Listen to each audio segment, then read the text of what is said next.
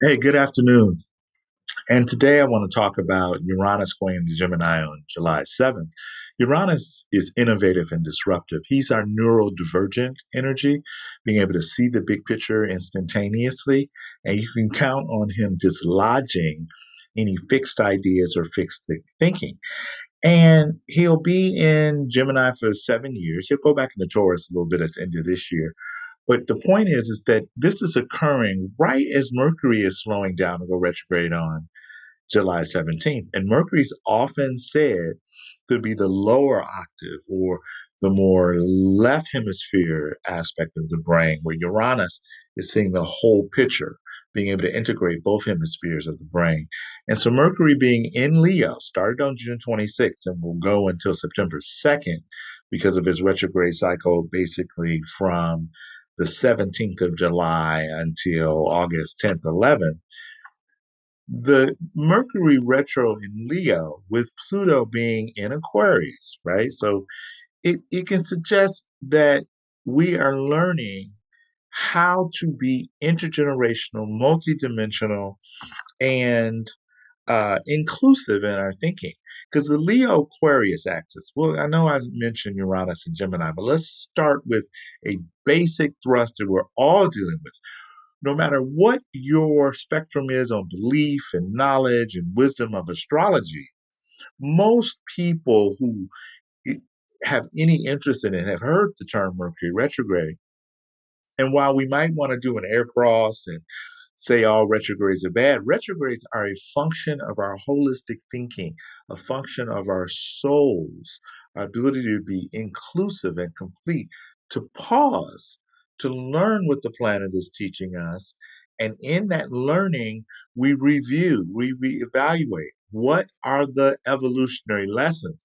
And since we are most likely to take Mercury for granted, the way we think, process information, getting overwhelmed with so much information, and Gemini being with Uranus in Gemini and Mercury in Leo, it's the Pluto in Aquarius that'll bleed off. Here's the Uranus, Venus, and then the moon is in Sag. And then here's the Saturn and Neptune in Aries. So the Aquarius, Aries, Gemini energy, all intergenerational generational planets. Well, Saturn isn't so much, but if you don't apply the rules of maturity and integrity, Saturn, you don't say my actions, I'm responsible for my actions and I'm here to learn how to be an adult, mature member of the community, a la the Saturn return, then you don't get the fruits of Chiron, Uranus, Neptune, or Pluto. What you get is the community or the collective determining what you can or cannot do. Yeah, let's breathe that in, right? The fact that Saturn says, are you grown ass motherfucker? Are you grown, right?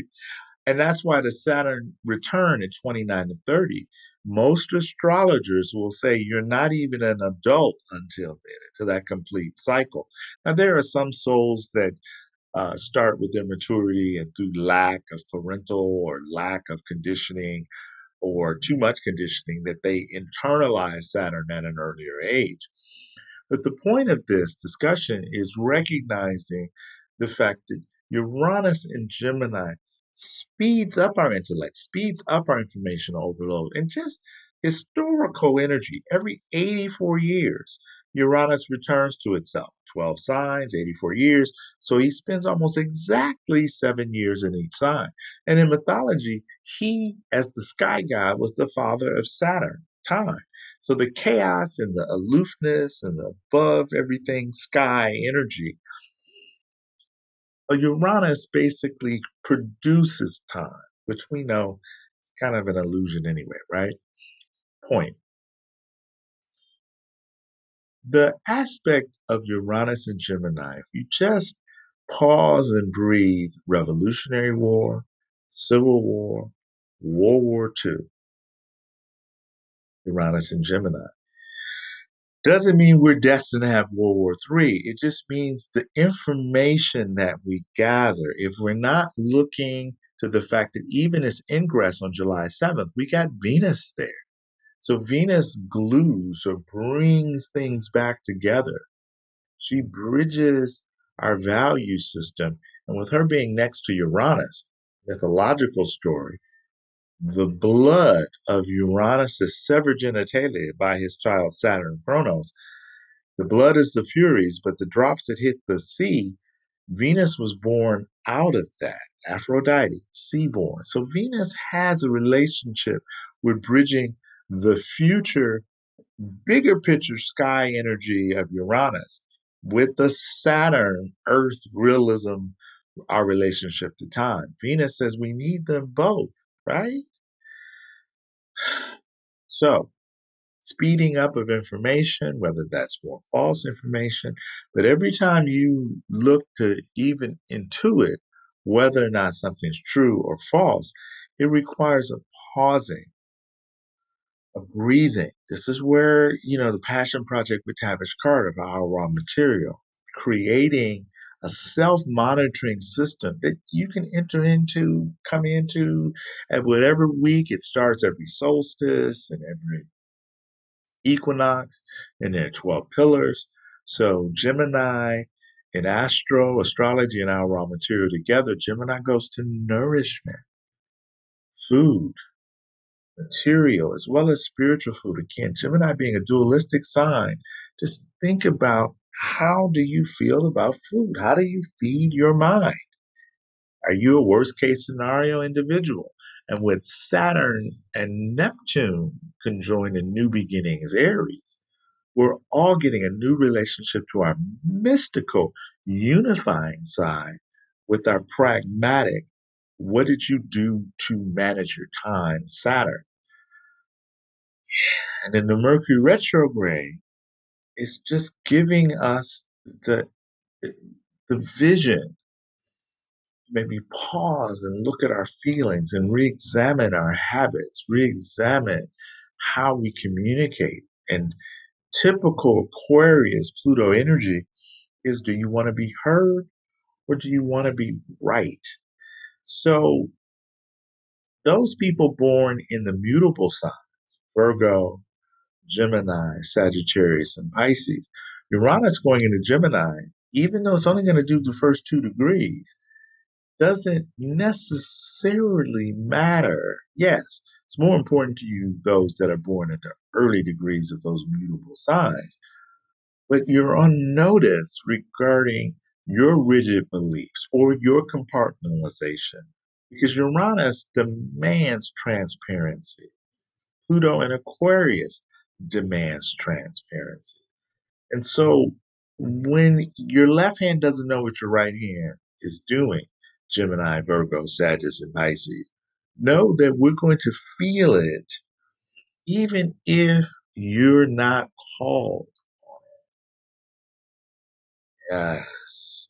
And then the fixed signs, the Taurus, Scorpio, Leo, and Aquarius, you've got Pluto in Aquarius. So for the last definitely year and a half, since January 2024, when Pluto just basically said, oh, I'm going to be in Aquarius until the next 20 years, he basically is causing you to look within first.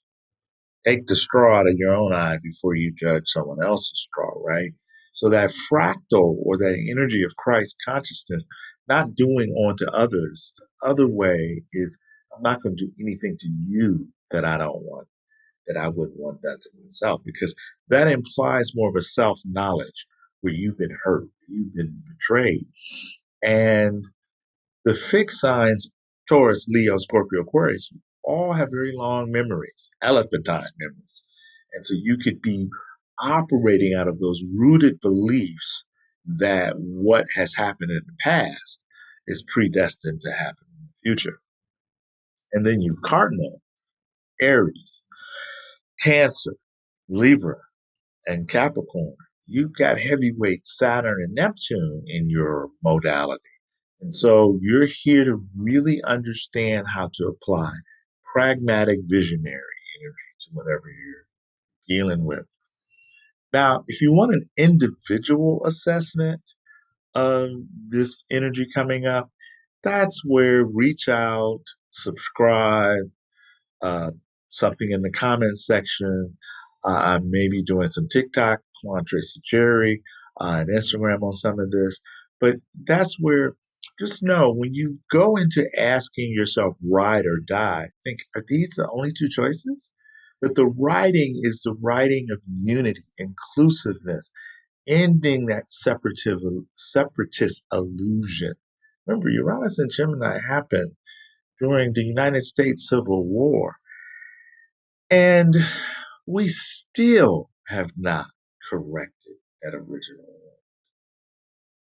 So maybe let's all imagine what would it look like if we corrected just that original wound from 1775, the first time you arrived. And realize, first time that when our country was discovered or revolution in 1776, Uranus wasn't discovered until 1781. So it was there, but our consciousness hadn't gotten to that point. Now it was full on by the Civil War, and it took the bombing of Pearl Harbor for us to get dragged or brought into World War II. So, can we imagine that the war in the next 7 years is internal? Not that we won't see it outside of ourselves, but can you imagine a unified world? Yes, and when you do your day to day, can you add your individual, holistic, joyous gratitude energy to the collective? Because you do matter. And all the false information coming at us is to keep us in a state of resignation, a state of futility. And it's a paradox. And Gemini is very good at keeping us in mental confusion of dualism. Our minds cannot be our sole authority. We've got a gut brain, we've got bodies to help us feel and embody what is true for us, which is inclusive of all beings in this